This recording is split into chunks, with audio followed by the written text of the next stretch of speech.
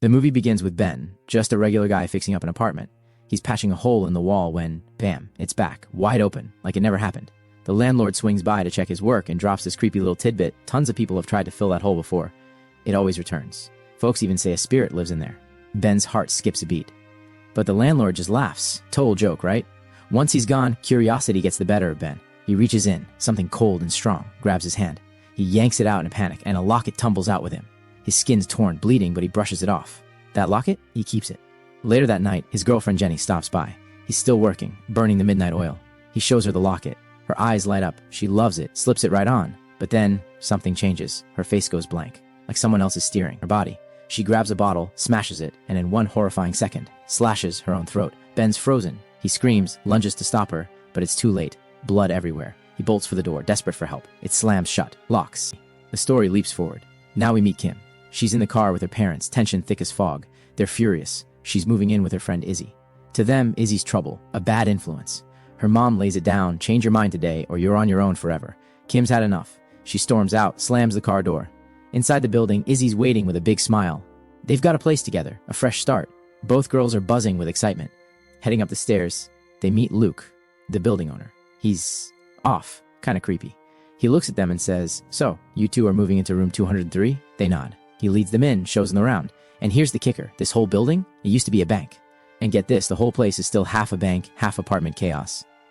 The conversion's nowhere near done, so right now, the only souls living here are Luke and these two girls. Luke lays down the rules. Dead serious, no noise after 9 at night, keep animals far away from the building, and whatever you do, stay out of the basement. Kim and Izzy, they're in love with the apartment anyway, pure excitement. Izzy spots this stunning art piece carved right into the window frame. She drifts closer, mesmerized. Luke snaps, "Don't touch it, ever. It's antique," he says. "Can't be damaged under any circumstances." He hands over the keys and vanishes. The girls scatter to their rooms, unpacking. In Kim's room, yep, that same hole in the wall. She hammers a nail, hangs a mirror over it to hide the thing. But the second she steps out, the mirror tilts all by itself. Kim walks into Izzy's room. Izzy's staring at a photo of her mom. She just lost her. Acts tough, smiles through it, but the grief leaks out in quiet moments. Kim hates seeing her sad. She cracks jokes, pulls faces, anything to spark a laugh. That night, they drink, dance around the apartment, laugh until their ribs hurt. Pure joy. Morning comes. Izzy slips into Kim's room, eyes locked on the wall. She peers into the hole, sees nothing but darkness. Then, bold move, she slides her hand inside. Suddenly she yelps, "Something's yanking her in." Kim bolts over, heart in her throat. Izzy bursts out laughing. Total prank. But wait, her hand pulls out the exact same locket we saw at the beginning. She clasps it around her neck without a second thought. That night, the girls hit a bar. They meet two guys. One gets handsy with Kim. Izzy doesn't hesitate. Bam, one punch, he's out cold. The three of them sprint back to the building, adrenaline pumping. Izzy drags the guy to her room. They're inches from something happening, but she passes out cold. The guy, now alone, starts wandering. He spots the window art. Gorgeous. He's tracing it with his eyes when, whoosh, something blurs past behind him. He spins. Nothing. Shaken, he heads to the bathroom to splash water on his face. Then, out of nowhere, a force drives a knife straight into his gut. Meanwhile, Kim jolts awake from a nightmare, chest heaving, sweat on her skin. Kim wakes in the night. A figure lingers just beyond her bedroom door. The lights cut out. Footsteps pad toward Izzy's room. She slips into the hall. Nothing. She checks on Izzy. Sound asleep. Morning arrives. Izzy nudges her awake. They have orientation at college but arrive after it ends. Kim feels crushed. A boy named Ian approaches. He offers a campus tour in exchange for coffee. She agrees. They talk for a long time. Before leaving, he gives her his number. That evening, Kim enters the apartment. A foul odor hangs in the air. She calls for Izzy. No answer. An old music box sits on the floor. She opens it. It feels centuries old. She sets it down and opens her laptop. She begins writing an article about Izzy's life, especially the struggles after her mother's death. Izzy knows nothing about it. Deep in the night, Kim hears scraping along the wall, like something crawling. She looks. A black hand emerges from the hole, reaching. It notices her and pulls back inside. A frantic pounding shakes the front door. She opens it. Izzy stands bleeding from the head, clutching the music box, sleepwalking. Kim steadies her and puts her to bed. Something feels off. The next day, Kim asks her professor about the article, whether she needs Izzy's permission. The professor says as long as no harm or betrayal is involved, the choice is hers. Kim understands. Izzy leaves for an audition. Kim heads to campus and meets Ian again. They talk. He asks how Izzy's mother died. Kim explains it was an overdose. The deepest pain comes from missing the funeral. Her parents opposed the friendship and kept her away. A few days later, Kim learns that Izzy is in the hospital after swallowing a handful of pills.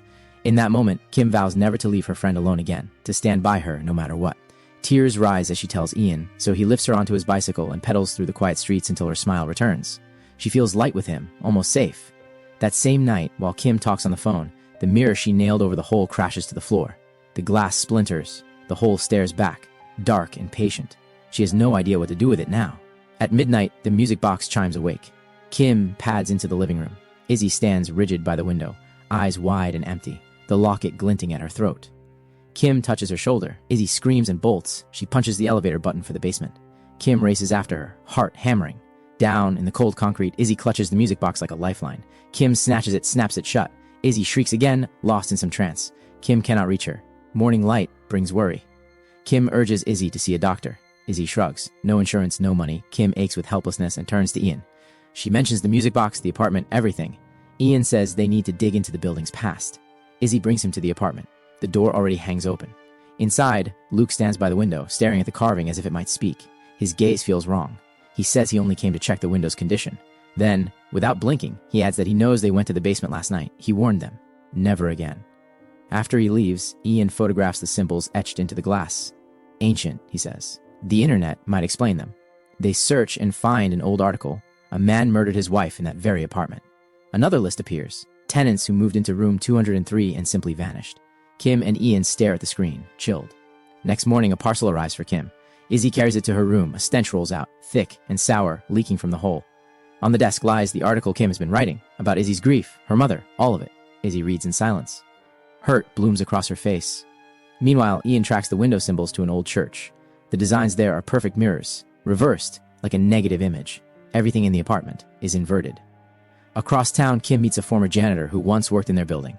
He agrees to talk. His voice drops as he begins. The original owner suffered something unspeakable in that place. The husband killed his pregnant wife and then took his own life. Yet the child inside her survived. Back at the apartment, Izzy waits in a fury. She hurls the printed article at Kim's feet. You used me, she spits, especially when I needed you most. Kim pleads, but Izzy's heart is shattered. She storms out, alone. Kim seizes a hammer and smashes the wall around the hole. A severed hand tumbles out, black and rotting. Her scream dies in her throat. She turns to flee. A cloth clamps over her mouth. Darkness swallows her. Ian keeps calling. He has uncovered something terrible about the window and must warn Kim.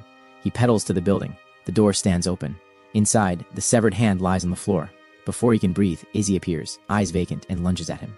Kim wakes bound in the basement. Luke looms over her. He is that child. The locket belonged to his mother. The hole harbors the Celtic goddess Megu, summoned long ago by his parents. Their curse. Whoever wears the locket becomes her prey. Luke rents the apartment to feed her. If she starves, she devours him, as she did his parents when they failed. Upstairs, Izzy fights the spirit somehow. She should already be dead. Luke decides Kim will take her place. He opens his father's diary, chants ancient words, and raises a knife. Kim shoves him, grabs the blade, and drives it into his eye as he staggers forward. She flees, racing back to the apartment for Izzy. Kim bursts into the apartment and finds Ian's body. The sight shatters her. She kneels, whispering apologies through tears, then forces herself up to search for Izzy. She spots her friend drifting toward the basement and follows. Luke waits in the shadows. He raises a gun. Before he can fire, the spirit claims him. His hand turns the barrel to his own head. The shot rings out. He crumples, punished for delaying the ritual. Kim presses deeper. Izzy, still possessed, attacks with unnatural strength. Kim dodges, grapples, and finally rips the locket from Izzy's neck. Izzy gasps, eyes clearing. They collapse into each other's arms, sobbing. Kim says they have to leave now. Izzy insists the window must break first. They race upstairs. Crows slam against the glass in a black storm. Izzy swings once. The window shatters. Silence falls. The air feels clean. They escape the nightmare, abandon the apartment, and walk away together. The film ends there.